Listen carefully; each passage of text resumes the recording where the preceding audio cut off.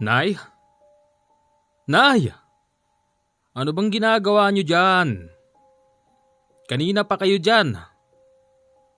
Hindi ako mapalagay, Benjamin. Pakawari ko. May nangyaring hindi maganda sa kapatid mo. Nay naman, kung basihan niyo hindi nakapagpadala ngayon ng pera si kuya, baka nagipit lang yung tao. Sa susunod na buwan na yun magpapadala. Buwan-buwan naman siya nagbibigay sa atin eh. Hindi yon, Benjamin. Basta iba ang pakiramdam ko. Nay, ikalma mo lang yung sarili mo. Okay lang ang Kuya Dario. Siya na nga anak. Siya na nga. Ang anak nilang si Dario. 1 taon na itong nagtatrabaho sa Cebu. Pero hindi nila alam kung anong klaseng trabaho. Buwan-buwan naman ito nagpapadala ng pera. Ibig sabihin okay lang siya. Hanggang sa dumating na nga ang isang araw na hindi ito nakapagpadala ng pera. Kaya't iniisip ng kanyang nanay Carmen na baka may nangyari ng masama kay Dario. Kinabukasan ng umaga, may huminto na ambulansya sa tapat ng bahay nila. Laking pagtataka noon ni Benjamin kung bakit. Nay! Nay! May ambulansya! Lulan ng ambulansya ang 2 lalaking nakasuot ng purong puti, nakamas at nakasalamin. Meron pang sumunod na isang sasakyan. Isang lalaking pormado at mukhang mayaman. Magandang umaga ho. Magandang umaga ho. May kailangan po sila? Dito ba yung bahay ni Carmen? At ni Benjamin? Oho. Ako ho si Benjamin. Magandang umaga po. Ano pong kailangan po nila? Bakit may ambulansya? Ako po ang operations manager sa pinagtatrabaho ng anak niyong si Dario. Bakit po? Nay. Kinalulungkot ko pong sabihin pero patay na po ang anak niyo. Ano? Hindi totoo yan. Nasaan si Dario? Nasaan siya? Nandun ho sa loob ng ambulansya. Teka, sir. Anong kinamatay ni kuya? Aksidente ho. Mas makabubuti pa ho na pirmahan nyo na ito para matapos na tayo. Ganun na lang ba yun? Hindi pwede yun. Paano? Hindi makapaniwala ang magnanay. Pumunta sila sa ambulansya para silipin kung sino ang naroroon. At kumpirmado, ang kapatid niyang si Dario ang nakahilata sa stretcher. Kuya! Kuya! Hindi totoong naaksidente ang anak ko. Yun po ang nangyari, inay. Wala na po tayong magagawa. Patay na po ang anak nyo. Imposible. Meron bang police report? Hindi na ho kailangan yun. Ito po ang autopsy report galing po sa mga doktor. Nahulog po siya mula sa 3 palapag na ginagawang building. Building? Bakit? Anong klaseng trabaho ba ang kuya ko doon? Construction worker ho.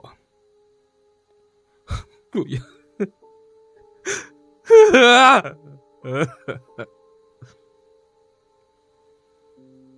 Wala nang nagawa ang magnanay kung hindi pirmahan na lang ang papel nung lalaki. Niratay ang anak nila sa papag at tinanggal ang pagkakabalot. Ang mas nakakagulat doon, butas-butas nga ang dibdib ni Dario, pero meron itong malaking tahi sa tiyan. Nay, may tahi sa tiyan si kuya. Anong ibig sabihin nito? Akala ko ba aksidente? Yun na nga ho. Nagkanda butas-butas po ang katawan niya. At tiyempong Tumama ho siya sa matulis na bakal kaya nabiyak yung tiyan niya. Nakapirma naman na kayo. Alis na ho kami at sa susunod na araw, may pupunta ho rito na attorney para ho sa pagsisettle ng naging problema sa kumpanya. Sige ho. Hoy!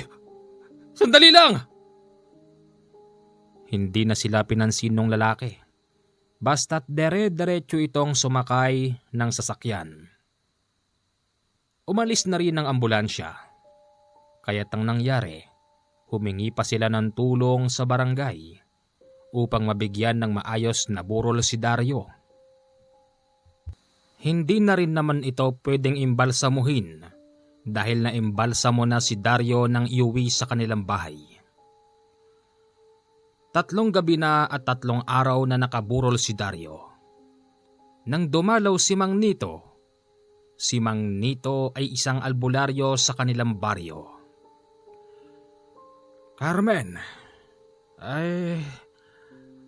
ako'y nakikiramay sa nangyari kay Dario. Napakabait na bata. Alam mo Carmen, sa tuwing makakakwentuhan ko siya, wala siyang bukang bibig kung hindi mabigyan kayo ng maayos na buhay. Hindi ako makapaniwala na sa ganung paraan mamamatay ang batang ito. Nito? Naniniwala ka bang aksidente ang pagkamatay ni Dario? Ha? Yun bang sinabi? Oo, aksidente daw. Pero meron siyang malaking hiwa sa tiyan at tinahi pa nga. Ganon ba? Carmen, kung iyong mamarapatin, pwede bang mabuksan ko ang kabaong ni Dario at tignan ko lang yung sinasabi mong nakatahing hiwa? Sige. Yun ding oras na yon binuksan nga ang kabaong ni Dario. Nagimbal si Mang Nito sa nakita niyang napakahabang hiwa na may tahi. Kita kasi doon na naglalabas ito ng parabang mantika. Diyos ko! Bakit ho, Mang Nito? Anong sabi nung nagdala rito? Sabi nahulog daw si Kuya sa ginagawang building tapos yun nga nagkatusok-tusok yung katawan niya tapos natiyempo sa matulis na bakal. Naimbalsa mo na ba nang dalhin dito? Oo. Bakit ganito? Iba yung amoy. Oo nga, iba nga yung amoy niya. Duda si Mang Nito sa nangyari kay Dario. Ganun pa man, nag-isip ito ng mahusay. Carmen, kailan ba ang libing ni Dario? 1 linggo lang ibuburo lang kuya. Pagkatapos noon, wala na. Hindi na namin siya makikita kahit na kailan. Wala bang ibinigay ang kumpanya para pampalubag loob man lang? May sinasabi silang darating daw na abogado para may settle ang problema pero wala namang dumarating magpahanggang siya ngayon. Ganun ba? Carmen, bilang isang albularyo, alam kong naniniwala kayo sa akin. Pwede bang makuha ko man lang yung huling damit na suot ni Dario? Hindi namin sigurado Mang Nito kung alin doon yung suot. Yung sira-sira na may dugo, sigurado meron yon. Hagilapin mo ron sa bag. Oh, bakit? Anong gagawin mo nito? Titignan ko lang kung meron ako magagawa. Pagbalik ni Benjamin, meron siyang dalang short at merong sambrang warak-warak na meron pang sanap-sanap na dugo. Mang Nito, ito ho nakita ko. Akin na. Anong gagawin niyo dyan? Sumama ka sa akin, Benjamin. Carmen, maiwan ka muna rito. Sasabihin na lang kita kung anong resulta. Sige. Sumama si Benjamin sa bahay ni Mang Nito. Nalilito ang binata kung anong gagawin sa damit na yon. Basta ang sinasabi ni Mang Nito, susubukan niyang alamin kung ano ang totoo. Nandito na tayo. Diyan ka lang Manood ka lang. Oo. Ang ginawa ng matanda. Yung mga tuyong dahon na nakasabit sa kanyang bahay, pinag-ipon-ipon sa isang maliit na palanggana. Sinamahan din ito ng tuyong kahoy. Nilagyan ng uling tapos ng mga lusaw na kandila. Sinilaban yun ng matanda. At nang ito'y tuluyan ng magbaga, yung lumang damit ng namatay na si Dario ay idinarang niya roon. Halos 5 minutong ginagano ng matanda ang damit ni Dario. Pagkatapos noon naghubad ang matanda at isinuot ang damit ni Dario. Pumikit ang matanda ng halos 10 minuto.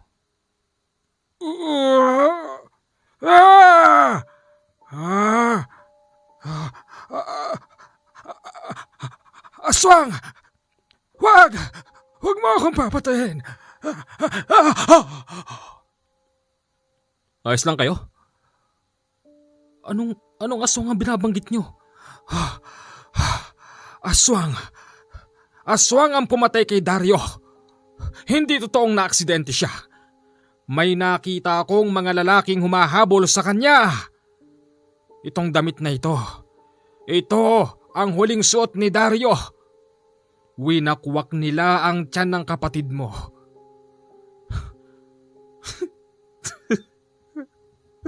Mga hayop sila. Mga hayop sila. Doon ay malinaw na ang nangyari. Hindi aksidente. Kung hindi sadyang pagpatay kay Dario ang nakita ng matanda. Bumalik sila kung saan nakaburol si Dario. Nasa lubong nila ang isang lalaking nakasuot ng pormal at sumakay ito sa isang sasakyan na kulay itim. Nay, sino yung lalaking yun? Ay, yung attorney anak. Eto na, sinetel na. Pumirma ka? Oo, nito. Nay, dapat di kayo pumirma. Bakit ba? Ano bang nangyari kasi? Ano bang nakita mo nito? Hindi totoo. Naaksidente ang pagkamatay ni Dario. Wala siyang pinagtatrabahuan na building. Nakita ko siya. Tumatakbo siya sa madilim na bahagi at hinahabol siya ng mga lalaki. Nang madapa yung anak mo, doon, pinagtatadyakan, sinuntok, kinagat, inubos yung dugo at winakwak ang sikmura ng anak mo. Yon ang nakita ko, Carmen. Teka, hahabulin ko yung sasakyan. Hinabol ni Benjamin ang sasakyan nung lalaking pormado, pero hindi niya na ito inabutan. Dapat di kayo pumirma. Kakasuhan natin sila. Sa palagay mo ba, Benjamin? Makakasuhan mo mga aswang? Yung kumpanya. Benjamin, walang kumpanya. Para masiguro mo, total na isettle naman ang problema. Gamitin mo yung pera, pumunta ka kung saan nagtrabaho yung kapatid mo. Doon mo malalaman kung totoo bang mayroong kumpanya. Mabilis na lumipas ang mga araw at dumating na ang paglilibing kay Dario. Bago ito ipasok sa loob ng nicho, sinabi ni Benjamin na bibigyan ito ng hustisya. Nay, pinapangako ko sa harap ng puntod ni Kuya Dario. Bibigyan ko siya ng hustisya. Yung perang ibinigay nila sa atin, hindi nang gagamitin natin. Ano ka ba? Manahimik ka na lang, Benjamin. Wala na ang kuya mo. Baka naman ikaw naman ang sumunod. Sa palagay ko, tama ang nanay mo, Benjamin. Mahirap kalaban ang mga yon. Kahit ako, aminado kung hindi ko sila kaya. Bakit? Ganun na lang ba yon? Hahayaan na lang ba natin na mabaliwala ang pagkamatay ng Kuya Dario? Nagbigay sila ng pera, hindi sapat na kabayaran yan sa buhay ng kuya. Nay, ibigay niyo sa akin yung kalahati dyan at akong bahala. Hindi kita papayagan. Aswang pala ang pumatay sa kuya mo. Wala kang laban doon. Bakit? Mga tao lang din naman ang mga yun eh. Hindi sila basta tao, Benjamin. Gamitan mo man sila ng mga matutulis na bagay o kahit na baril, hindi sila tatalaban. Ano? Anong ibig niyong sabihin? Ibig sabihin, wala silang kamatayan, ganun ba? Meron pa din, pero sa ibang pamamaraan. Albularyo kayo, Mang Nito. Wala man lang ba kayong may tuturo sa akin? Kaya kitang turuan pero hindi ganun kabilis. Kung marunong ka magantay, matututunan mo ang lahat ng yan. At sana, magamit mo ng tama. Mahirap magkamali. Baka ikaw ang sumunod sa kapatid mo. Mang Nito, gagawin ko lahat. Mabigyan ko lang ng ustisya si Kuya Dario. Sige, susubukan ko pa ring turuan ka. Yung perang ibinigay sa kanila ng attorney, mahigit 50,000. Nung mga panahon na yon, napakalaking pera noon. 10,000 hiningi ni Benjamin. Gagamitin niya raw ito pambili ng kung anong gamit na ipapabili ni Mang Nito para sa kanyang pagsasanay. Mang Nito, may dala akong 10,000. Kasya na ba to? Para makabili ng mga gamit na bagay pang patay sa mga aswang na yon?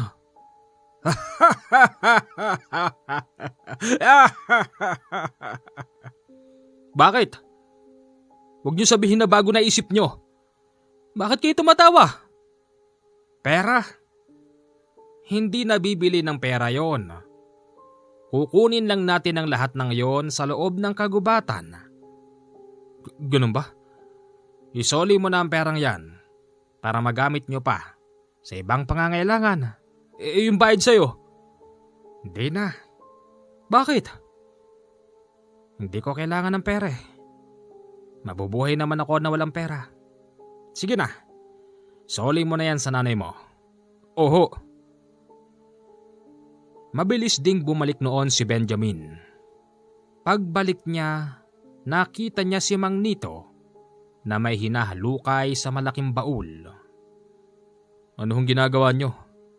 Ano hong hinahalukay nyo dyan? Hinahanap ko mga bagay na pwede kong kuhanan ng kaalaman para maituro sa'yo. Eto, tama. Ito yun. Ano yan? Ito yung tinatawag na libreto. Marami kang matututunan dito ng mga sekretong usal. Marami kang matututunan dito na dasal. Isa ang mga dasal na Latin sa kinatatakutan ng mga aswang dahil makapangyarihan ng salita. Dasal lang? Matatakot na sila? Bakit? Dahil ang dasal na Latin ay kayang tumawag ng pangtaboy at pangpatay sa kanila. Lingid sa kaalaman ng marami, makapangyarihan ng salita ng tao. Ikukumpara natin sa isang presidente na kapag sinabi niya dapat ay mangyari. Ganon din ang nakasulat dito sa libreto. Libreto? Saan galing yan? Galing ito sa kaibigan kong si Nolesto, isang tanyag na albularyo na taga-norte. Sa kanya nang galing ang makapangyarihang libreto na ito at ang suot-suot kong medalyon. Lahat ng mga nakasulat dito ay makapangyarihan. Kaya, ipapamana ko na sa'yo. Pero teka, baka hanapin sa akin yan ng may-ari. Sa palagay ko, hindi na. Sinabi na niya rin sa akin noon na kung sakaling darating na ang aking katapusan, ipamana ko ito sa karapat-dapat, pati na rin ang aking medalyon. Kapag ito'y napunta sa'yo, asahan mo na, Benjamin, na isang araw, yung nagmamay-ari nito ay dadalaw sa'yo. Pero hindi mo siya makikita at hindi siya magpapakita sa iyo. At kapag nakita niyang meron kang problema katulad ng ganito, doon pa lang siya magpapakita sa iyo. Tutulungan ka niya sa problema mo. Kung ganun, dapat ho pala magpakita siya ngayon. Alam ko, Benjamin. Alam kong nararamdaman niyang nahaharap tayo sa ganitong problema. Pero kung kaya pa rin naman natin, nakakahiyang humingi ng tulong. Pasasaan pa? At para saan pa? Itong mga bagay, gamit na makapangyarihang iniwan niya sa akin kung kakailanganin ko lang din siya. Makapangyarihan ang mga gamit na ito. Kung titignan nakala mo'y tanso, kung titignan nakala mo isang simpleng aklat lang, pero ito'y makapangyarihan at kaya nitong pumatay ng mga aswang. Kung ang mga matutulis na bagay kagaya ng kutsilyo, itak, palakol, baril, ay hindi sila kayang patayin, pues maniwala ka sa akin, Benjamin. Ito lang ang kailangan mo at mapapatay mo sila. Ganun ba? Oo. Kaya ngayong araw na ito, sisimulan mo na ang pagdarasal. Kailangan, yung gabay ng medalyon na ito, kilalanin ka.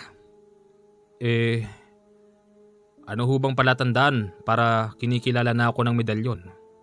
Una, magiging mainitin ang ulo mo sa lahat ng bagay.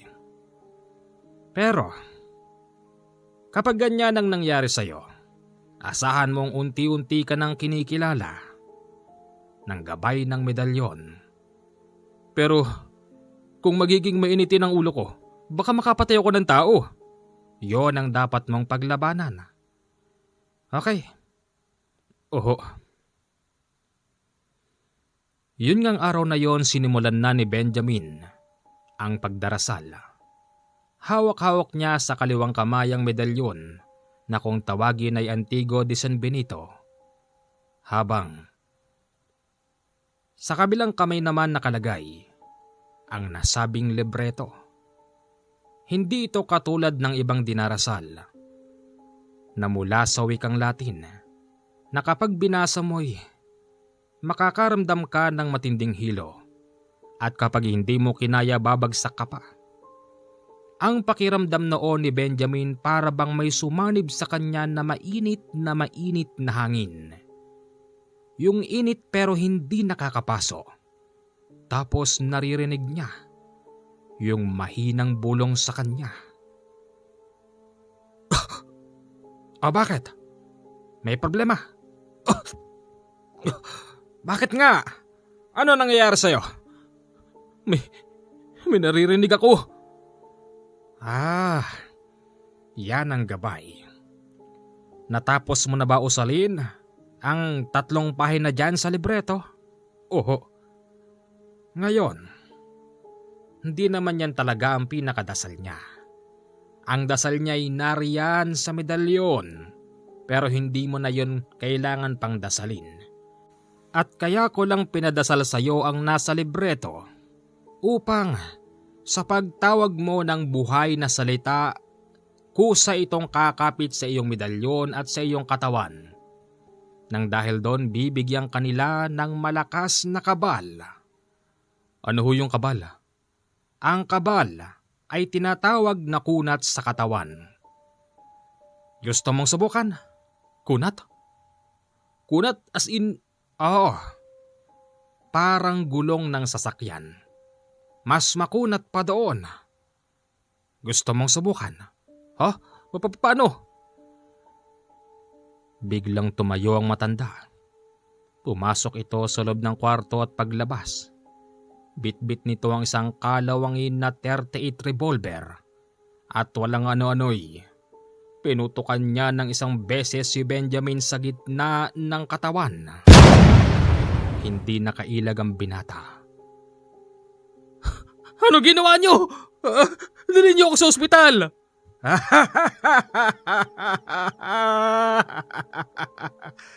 Tagumpay! Magaling, Benjamin! Wala akong tama. Hindi ka naman tinamaan eh. Oh, nasaan yung bala? Lumihes.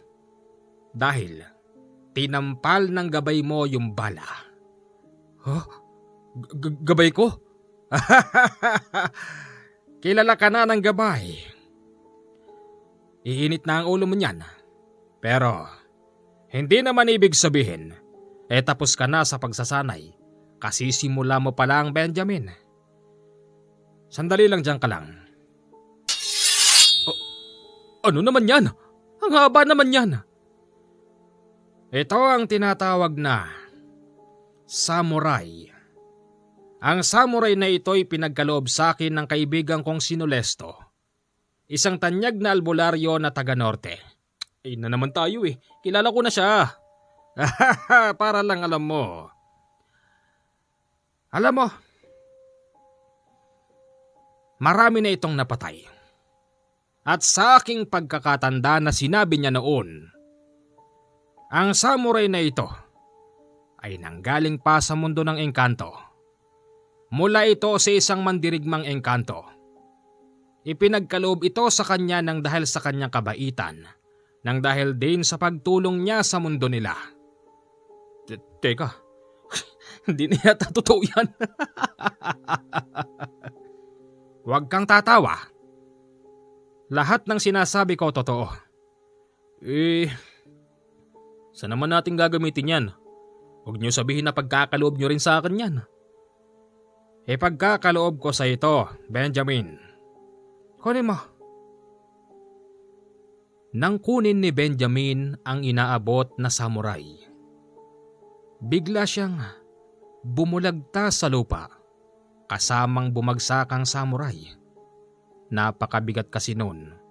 Ang pakawari noon ni Benjamin kulang pa ang 100 kilo sa bigat ng samurai. Bigat naman na ito! Bangon, Benjamin!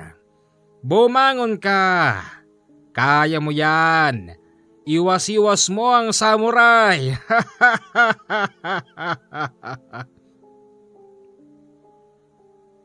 Hindi magawa ni Benjamin na iwas-iwas ang samurai. Hanggang sa sinabi ng matandang nito, kailangan niyang gumamit ng isip para mapagaan ang pagbubuhat doon. Gamitin mo ang isip mo! Huwag ka! Puro lakas ng katawan! Hindi ubrang lakas ng katawan sa samurai na yan! Yan ay nanggaling sa isang mandirigmang engkanto sa kanilang mundo na pinagkaloob kay Kanole na ibinigay sa akin at pinagkaloob ko naman sa'yo. Hindi ubrang lakas ng katawan dyan. Kahit gaano ka pa kalakas, gumamit ka ng utak. Sige na! Anong utak ba sinasabi mo? Yan ang hirap sa'yo. Malaki ang katawan mo pero maliit ang utak mo. Hindi talaga niya maiwas-iwas. Ni maski maiangat hindi niya magawa. Hanggang sa napag-isip-isip noon ni Benjamin. Hindi kaya't kinakailangan ng kombinasyon mula sa libreto sa medalyon. Napatingin siyang muli sa kanyang medalyon. Mabilis niyang naaninag ang nakasulat doon. 3 banggit lang ng buhay na salita. Naramdaman na ni Benjamin yung paggaan ng samurai, kaya naiwas-iwas niya na ito ng ilang beses. Magaling! Kaya ko na! Kaya mo na talaga, yan ang sinasabi ko sa'yo. Ngayon, ang kailangan mong pagsanayin.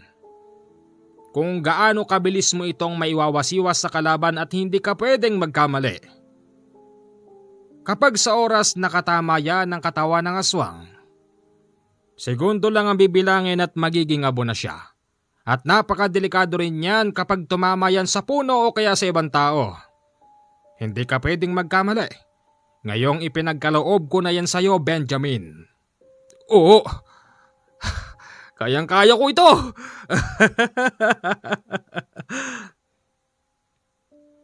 Sa loob ng 1 linggo, mabilis na paghusayan ni Benjamin ang mga usal sa libreto at paggamit ng samurai.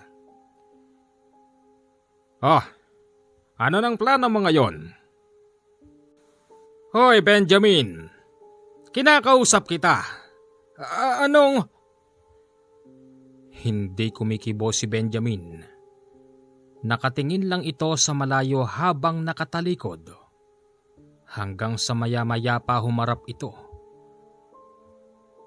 Benjamin, anong nangyayari sa yung bata ka? Hindi na ako makapag-aantay. Kinakailangan ko na rin silang patayin. Mang Nito, tatanawin ko ang isang napakalaking utang na loob. Ang mga naitulong mo sa akin. Aalis na ho ako. Magpapaalam muna ako kay inay. Lumakad si Benjamin ng gabing yun. Pumunta muna siya sa kanyang nanay, yumakap at nagpaalam. Ay nako Nito, ano bang ginawa mo sa anak ko? Tinuruan ko nga Carmen. Nay, ipinapangako ko sa inyo, papatayin ko sila. Lahat sila. Lahat ng pumatay kay Kuya Dario. Pangako ko sa inyo yan. Anak, huwag ka nang umalis. Hindi pwede inay. Gaganti tayo. Lumabas si Benjamin ng bahay nang wala ng lingon-lingon. Nito, gabayan mo naman ang anak ko. Huwag ka mag-alala. Susundan ko siya ng lihim. Hindi ko siya pababayaan. Magmula roon sa kanila, bumiyahe ito ng 12 oras bago marating ang lugar. Pagdating doon din na pag-alaman ni Benjamin na wala talagang ganong building na pinagtatrabahuan. Sa madaling sabi, mahihirapan siyang hanapin ang mga tao na yon. Sinubukan niyang magtanong-tanong kung kilala ba ang ganong tao sa kanila. Sa pagkakatanda kasi ni Benjamin, yung nagpakilalang lalaki, ang pangalan ay Alessandro. Bata, pwede ba magtanong? Ano po yon? May kilala ka bang Alessandro? Matangkad, maputi, medyo mataba yung tiyan. Bakit po? Sagutin mo yung tanong ko. May kilala ka bang Alessandro? Oo. Saan ko matatagpuan ang taong yun? Doon, sa dulo. Mag-iingat ka. Kinatatakutan dito mga yon. Salamat. Kinatatakutan? Ibig sabihin kilala sila Alessandro sa lugar na yon.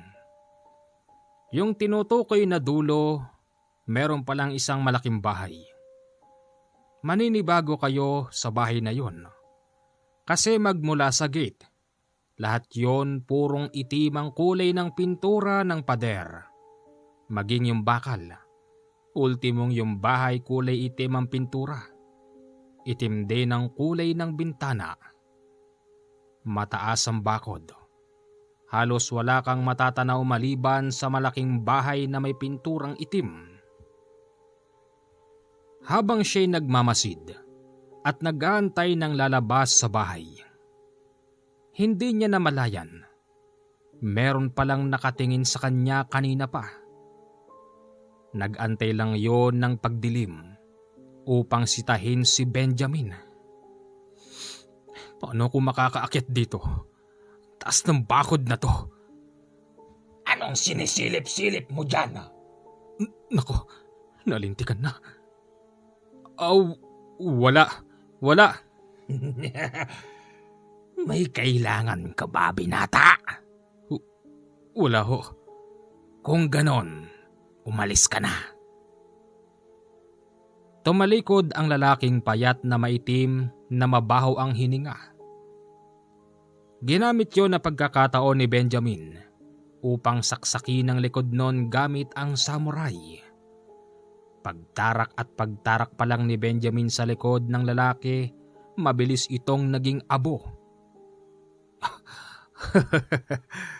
Makakapasok na siguro ako. May susi ang lalaking yon at hindi kasama sa naging abo yung susi. Hinanap niya yung susi sa abo at nang itarak niya ito sa susian, mabilis nagbukas ang maliit na pintuan ng gate. Pagpasok niya sa loob, wala siyang nakita ni maski isang tao at nakakabinging katahimikan din ang nasa loob ng nasabing bakuran. Dere-derecho siyang pumasok doon. Nilingalinga ang paligid, tinitignan kung meron tao. Pero sadyang wala. Nakita niyang nakabukas ang malaking bahay. Kaya siya agad pumasok doon pero... Shh! Benjamin! Oh, sino yan? Ako ito. Si Mang Nito. Nandito ako sa halaman. Nilapitan ni Benjamin si Mang Nito na nagtatago sa halaman. Anong ginagawa niyo rito? Hindi ba dapat? Nandun kayo sa inyo? Hindi kita maaaring pabayaan. Benjamin, ayon sa aking pag-aanalisa at sa pag-aaral ng ilang minuto, ang bahay na ito, bahay ng mga kulto at aswang, sa ngayon hindi mo sila maririnig. Nandun sila sa basement ng bahay na ito at kasalukuyan silang nag-oorasyon dahil meron silang iaalay na tao sa gabing ito. Benjamin, ang kapatid mong si Dario'y tinangka nilang ialay sa kanilang sinasambang Panginoon. Pero nakawala ang kapatid mo. At dyan sa magubat na bahagi na yan nagtatakbo si Dario at nang abutan siya ng mga yon, doon siya pinatay. Karimari-mari mang sinapit ng kapatid mo. Matapos patayin, winakwak ang tiyan at ang kanyang laman loob ay kinain. Nang dahil sa sinabi ni Mang Nito, mas lalong sumiklab ang galit ni Benjamin. Mabilis siyang pumasok sa loob. Sinundan naman siya ng matanda. Wala siyang nakita ni maski isang tao sa unang palapag ng bahay. Kaya't hinanap niya ang daan papunta sa basement. Shh! Dito! Dito ang basement! Oho. Meron palang isang sikretong lagusan papailalim. Dadaan ka muna sa parang pintuan ng kwarto. At pagpasok mo doon kasing laki lang yon ng CR. May pintuan doon papaibaba. Pagpasok nila sa mismong basement, naririnig na nila ang parabang nagkakasiyahan na ingay. Sandali lang, Benjamin. Huwag tayong padalos-dalos. Bakit? Benjamin, hindi natin to kaya. Ano? Sa dinami-dami kong natutunan sa'yo, hindi pa rin ba sasapat yun? Bakit? Antayin muna natin ang kaibigan ko. Nararamdaman ko na ang kanyang presensya. Sinong kaibigan? Si Kanole. Hindi natin siya kailangan. Nandito na tayo, Mang Nito. O kung ayaw nyo naduduwag kayo, ako na lang mag-isa papasok. Teka! Hindi na nagpapigil si Benjamin at tuloy-tuloy na siyang pumasok sa loob. Habang papalapit siya sa lugar na yon, mas lalong lumalakas ang ingay. Hanggang sa nang napadako siya sa isang matabang posting pabilog. Nagtago siya doon. At nakita niya sa bandang kanan sa madilim na bahagi napakaraming nakatarak na kandila. Tapos sa kandilang nakahugis papabilog, merong nakatayo na isang ribulto na nakakatakot. Imahing muka ng kalabaw ang nakalagay doon, tapos may katawan na bukol-bukol na parabang gawa sa bato. Kulto nga ito. Sinabi ko naman sa'yo, Hindi natin sila kakayanin, ang dami-dami nila. Pero wala na akong aantayin pa. Bahala namang nito. Nandito na ako. Kailangan ko na tong simulan. Akmang, patraydor na susugod noon si Benjamin. Nang mamataan siya ng isang lalaki. Namukaan niya yung lalaki. Ito yung lalaking sinaksak niya sa likod at naging abo. Ikaw! Lintek, nakita na tayo! Hindi, siya yung ginawa kong abo kanina. Mga kasama, meron tayong bisita. Napalingon doon ang lahat. Pati yung tumatayong pinuno na may hawak na nagbabagang samurai. Mga kapanalig, meron tayong bisita. Istimahin ang bisita. Matapos yun sabihin ng pinakapinuno nila. Isa-isang lumapit ang mga lalaking may saklob ng kulay itim sa ulo. Habang lumalapit ang mga yon, lahat sila nabibitak ang mga balat. Pinaikutan sila ng mga ito. At yung isa nagsabing, Tama-tama ang gabing to. Magkakaroon tayo ng masarap na pagkain. Uy, meron siyang makapangyarihang samurai at sanbinito. Sa palagay mo ba, ngayong nandirito ka sa mundo namin, gagana ba rito ang mga yan? Hindi uubra yan habang naririto ka. Sinungaling! Kasabay sa pagsabi niya yung pagbunot niya ng samurai at itinutok papaikot sa mga lalaking naging aswang. Diyos ko, tulungan niyo po kami. Iligtas niyo po kami sa mga halimaw na ito. Walang Diyos dito, tanda. Kami ang Diyos dito. Huwag ka makikialam. Akin to. Nagsimula na ang mga yon. Pinagtulong-tulungan nila si Nito. Habang kinakalmot at kinakagat si Nito ng mga kultong aswang, nararamdaman niya yung sakit pero mabilis ding naghihilom. Ni maski isa sa mga ito walang nakapagpabagsak sa kanya.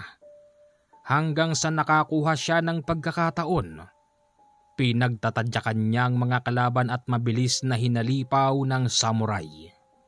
Hindi pa man nakakatama sa katawan ng kultong aswang ang samurai niya. Nagiging abo na ang mga yon na siyang labis na ikinatakot ng mga ito. Imposibleng gumagana rito. Ang samurai na yan. Ano? Akala ko ba kayo ang Diyos dito sa mundo nyo? Sige! Patayin mo silang lahat nito! Sa takot ng mga kultong aswang, lahat sila nagsigsi atras. Pero agresibo pa rin noon si Benjamin. Kaya't papasugod siya sa napakadaming hindi mabilang na mga lalaking nakaitim. Sa tuwing makakatama siya sa mga ito, mabilis nagiging abo. Hanggang sa hindi sinasadya, napadikit siya sa ribultong nakakatakot. At naroroon ang pinakapinuno nilang may hawak din na samurai na nagbabaga. Magaling! Magaling ang ginawa mo. Napahanga mo ko doon. Pero hindi ibig sabihin na napatay mo sila'y kaya mo na rin akong patayin. Mananagot ka. Inabala mo ang pag-aalay namin sa gabing ito. Napalingin noon si Benjamin sa ibaba ng ribulto. Nakakita siya ng isang babaeng hubot-hubad sa kaliwa. Sa kanan naman isang lalaking hubot-hubad din at parehas walang malay. Anong gagawin niyo sa mga ito? Iaalay namin sila sa aming Panginoon. Ganyan ba? Ganyan ang ginawa niyo sa kapatid ko? Kapatid ko si Dario. Tama. Namumukaan kita. Oo, ako yung lalaking bumaba sa sasakyan na nagpaliwanag ng kunwaring pagkamatay ng kapatid mong si Dario. Ako si Alessandro. Sumunod ka ba talaga rito para mamatay na rin? Hayop ka. Ikaw palang lahat ng may gawa noon. Gusto kong malaman mo kung gaano kabrutal ang pagpatay namin sa kapatid mo. Tumakas siya rito. Kaya sinundan namin siya sa kakahuyan. Pinatay, winakwakan tiyan at kinain ng laman loob. Ganoon ang napapala ng tumitiwalag sa aming samahan. Ano? Anong samahan ang sinasabi mo? Ang kapatid mo ay miyembro ng kulto at lahat ng titiwalag, ganoon ang ginagawa namin sa kanila. Hindi! Hindi kulto ang kapatid ko! Napadako si Benjamin. Sa kaliwang bahagi ng basement doon nakita niyang may isang lalaking pinagkakalipunpunan ang mga kultong aswang. Pero hindi sila makalapit. Sa kabilang banda naman naroon si Mang Nito. Siya ang nilalabanan ng mga aswang pero hindi nagpapasindakang matanda. Nang dahil sa kaunting pagkalito, hindi napansin ni Benjamin. Sinaksak na pala ng pinuno ng mga kultong aswang ang dibdib ng lalaking iaalay. Mabilis na tumagas ang dugo nito na parabang dumadaan sa mga kanal papunta sa rebulto. Hindi! Mga hayop kayo! Wala ka nang magagawa! Akmang yung babae naman ang sasaksakin nang saranggahin ni Benjamin gamit ang kanyang samurai no na nagbabaga. Mabilis na bitawan ng kultong aswang ang hawak nitong samurai. Tumilapon yon sa hindi kalayuan. Nakakuha ng pagkakataon si Benjamin kaya't kinalagan niya ng pagkakatali ang babaeng walang malay. Yan ang gusto ko. Hinahamon kita sa isang duelo. Kung yan ang gusto mo, pagbibigyan kitang hayop ka. Talagang hayop ako. Hindi lang hayop. Oo, hindi ka lang hayop. Anak ka ng dyablo. Isang malaking karangalan na tawagin akong ganyan. Kung ganun, wawakasan ko na ang kahibangan mo. Mabilis na hinataw-hataw ni Benjamin ang lalaking si Alessandro na nung mga oras na yon nagpapalit din ng anyo. Kalaunan natanggal ang suklob nitong kulay itim sa buong katawan at ipinakita ang pakpak nitong kulay itim na napakaraming tulis-tulis sa dulo. Bukod pa rito, ang kanyang ulo'y tinubuan din ng dalawang sungay na halos isang dangkalang haba.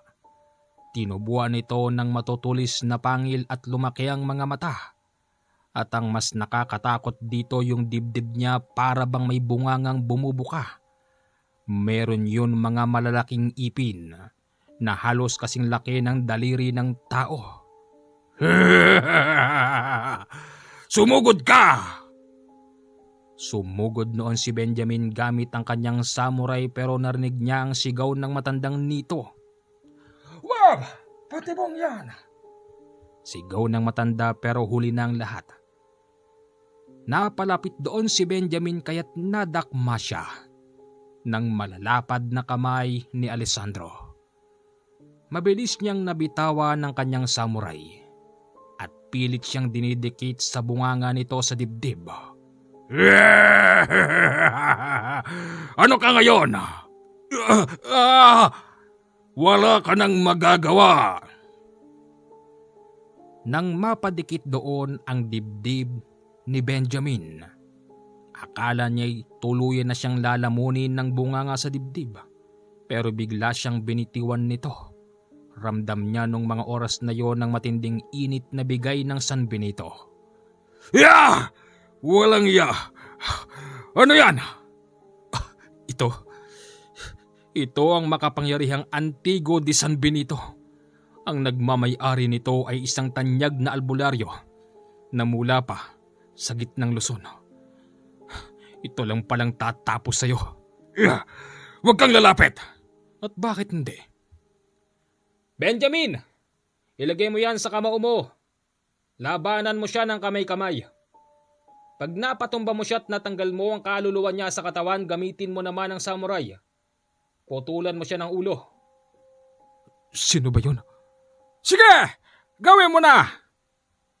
Isang malaking kamalian ang pagdikit ni Alessandro sa San Benito na nakasuot kay Benjamin. Kasi nung mga oras na maghiwalay sila, halos hindi na makakilos noon ang kultong aswang. Para ba itong nakatali sa kanyang kinatatayuan, ni maski ang kamay nito'y hindi niya maigalaw. Sa likod kasi nito nakikita noon ni Benjamin na para bang merong tao sa likod noon na medyo may kaunting liwanag. Ito ng katapusan mo! Sigaw noon ni Benjamin gamit ang Antigo de San Benito na nakalagay sa kanang kamao. Sinuntok niya ng maraming beses sa muka sa sikmura ang kultong aswang. Iniiwasan nito ang bumubukang bunganga sa dibdib kasi maaring makagat siya noon at maputol ang kanyang kamay. Hanggang sa itinodo na lahat ni Benjamin ang kanyang puwersa. Sa huling pagsuntok nito sa sikmura, nakita ni Benjamin na parabang humiwalay ang kaluluwa ng kultong aswang. Pagkatapos noon mabilis itong nabuwala. Ano pa inaantay mo, Benjamin? Tuluyan mo na siya. Kayo ba si... Ako si Nolesto ang may-ari ng gamit na yan. Kunin mo ang samurai. Marami pa ring mga kalaban noon pero hindi na rin makagalaw. Marami pa ring nagtatangkang sumugod pero hindi na nila magawa. Kayong lahat, alam ko, nasa katinoang pag-iisip pa rin kayo. Anong nakain nyo? Bakit kayo sumusunod sa taong ito? Dahil sa pangakong kaligtasan. Kaligtasan? Hindi ang taong ito makapagbibigay sa inyo ng tamang kaligtasan pagdating ng araw ng paghuhukom. Lumapit kayo sa tamang tahanan ng Diyos. Yun lang ang makapagliligtas sa inyo at hindi ang kultong ito at mas lalong hindi ang ribultong ito. Mali ang paniniwala ninyo. Nang dahil sa sinabi ni Canole, lahat ng mga yon nagtanggal ng saklob na kulay itim sa katawan at yung mga itsura nilang nakakatakot nagbalik sa normal. Isa-isang lumapit ang mga yon at nagmakaawa. Alam ho namin, may babalik nyo kami sa dati. Tulungan nyo po kami. Canole, may babalik pa ba sila? Kaya pa yan. Hindi naman sila pinanganak na ganyan eh. Salamat po. Sige, doon tayo sa labas. Masyadong madilim dito. Benjamin, ako nang bahala rito. Ikaw ang dahilan kung bakit nawalan ako ng Kuya Dario. Ikaw ang dahilan kung bakit nangulila ako sa kuya ko at ang aking inay. Hanggang ngayon hindi pa rin namin matanggap na magnanay ang pagkawala ng Kuya Dario. Kaya pasensya ka na. Wawakasan na kita ngayon nang wala ka nang mabiktimang iba pa. Sige! Nandito lang ako. Papanoorin ko ang gagawin mo. Nakabulagtaman noon si Alessandro at wala ng buhay pero yung bumubuka sa dibdib nito ay patuloy pa rin. Tapos yung itsura niya ay unti-unting nagbabalik sa dati. Nawala rin ang sungay nito. Hinatak niya ang patay na bangkay ni Alessandro. Ikinalang niya ito sa malaking kahoy. Pasensya ka na. Kailangan mong mamatay. Ayop ka!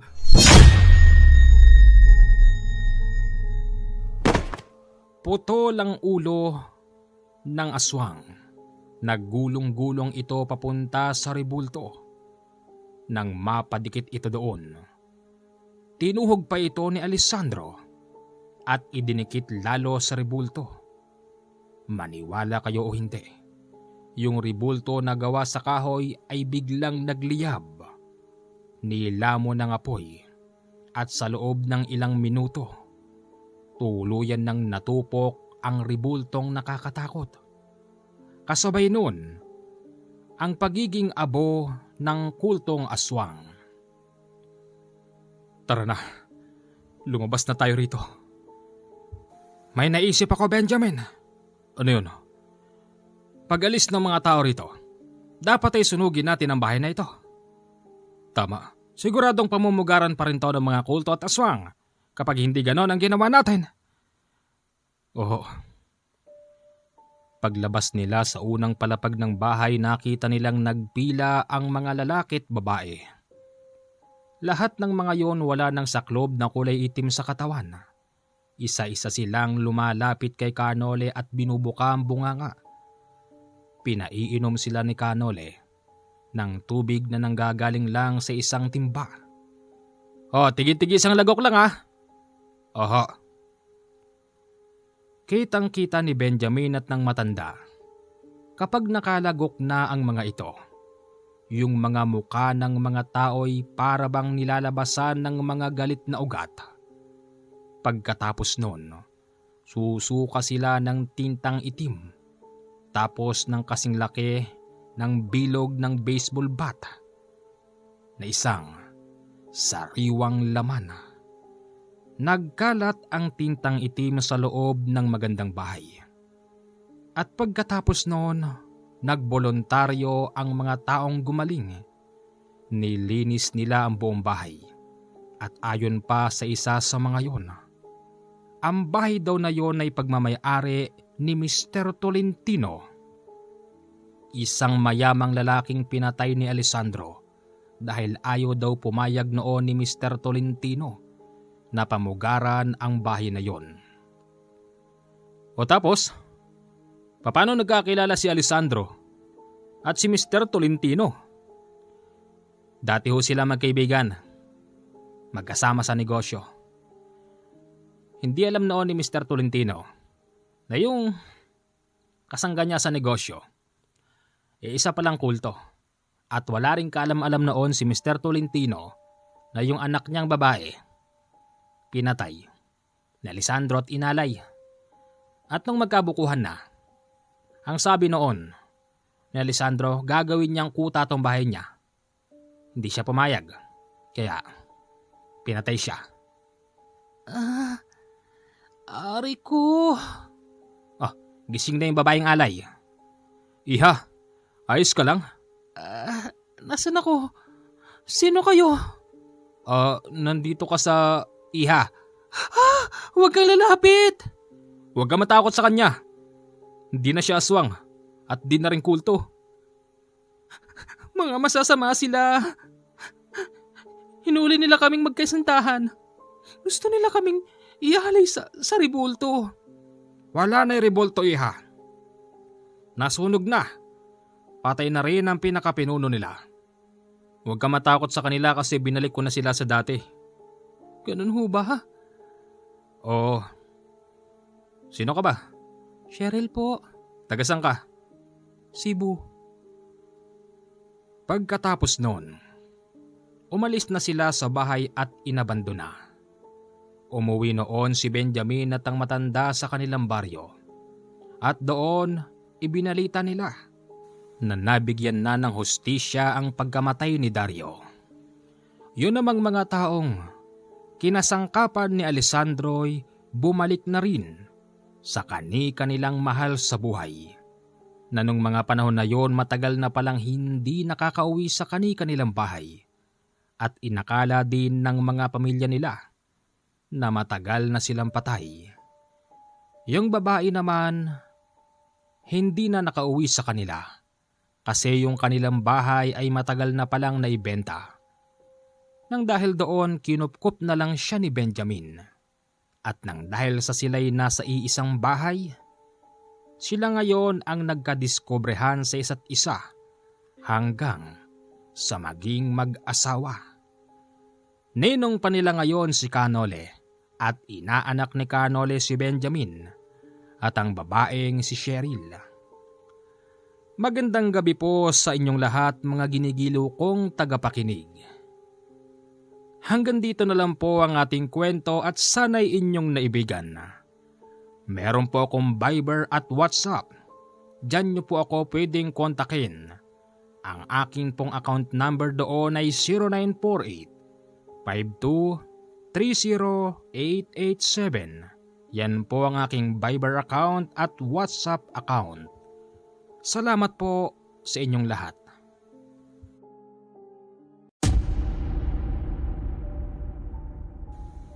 Nay,